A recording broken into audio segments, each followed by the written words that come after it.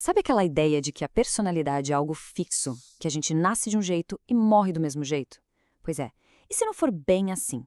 E se na verdade a gente constrói quem somos camada por camada? É sobre isso que vamos conversar hoje, mergulhando numa teoria fascinante que pode explicar por que às vezes a gente se sente meio que numa armadilha. Vamos começar com uma pergunta que, olha, vai direto ao ponto.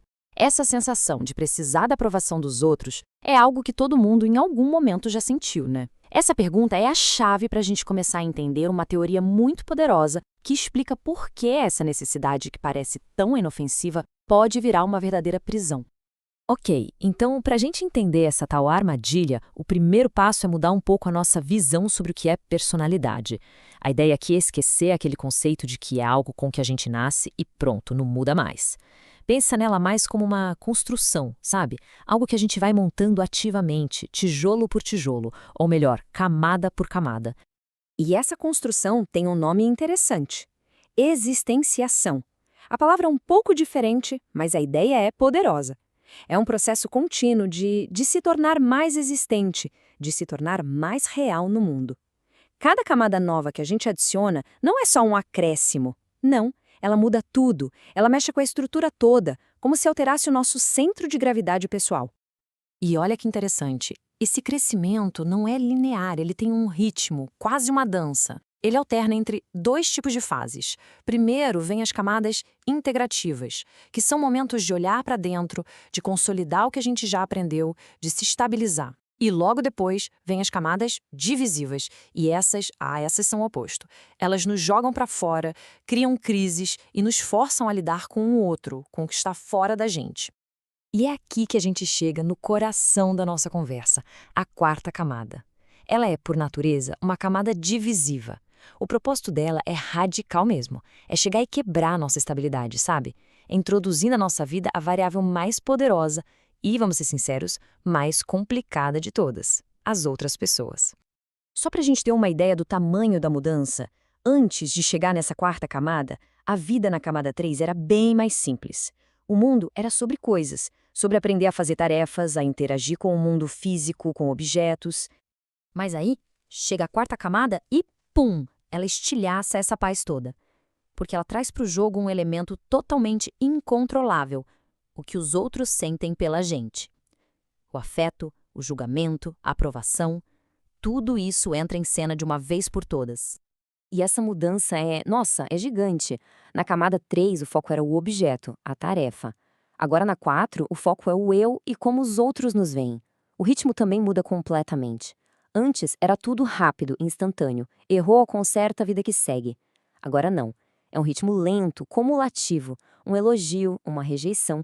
Isso vai se acumulando e moldando quem somos a longo prazo. O sucesso, então, nem se fala. Deixa de ser conseguir fazer a tarefa e passa a ser: será que gostam de mim?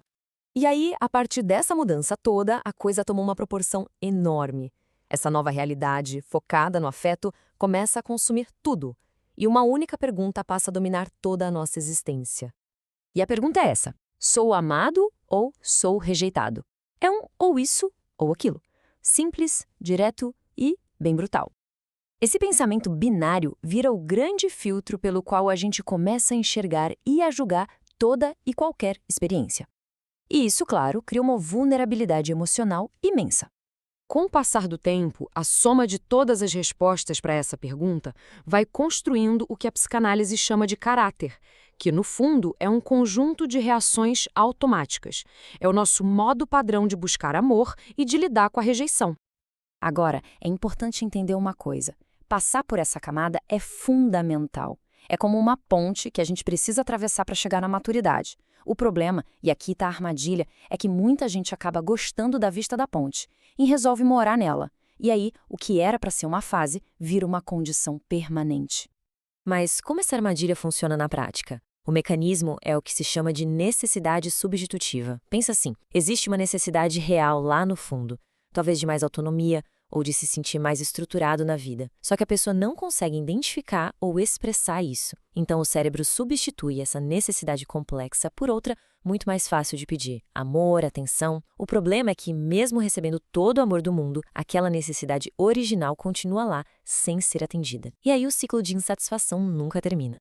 É por isso que se cria um ciclo de insatisfação que não tem fim, porque a validação que a pessoa recebe não é a que ela realmente precisa. É como diz a citação, é como saciar a fome de alguém, mas deixar essa pessoa morrendo de sede. E quem fica preso nesse ciclo acaba desenvolvendo um perfil bem característico. É a pessoa que evita desafios a todo custo por pavor de falhar. É alguém que acredita que o mundo tem a obrigação de protegê-la. Muitas vezes se sente como um caso especial, sabe? O foco não é em se tornar capaz, mas sim em ser amado. E, por consequência, a pessoa fica totalmente dependente do clima emocional ao redor. Ok, a pergunta que fica é: tem saída? Como é que se escapa dessa armadilha? A teoria propõe que a saída existe, mas ela exige uma mudança radical, uma mudança total na motivação.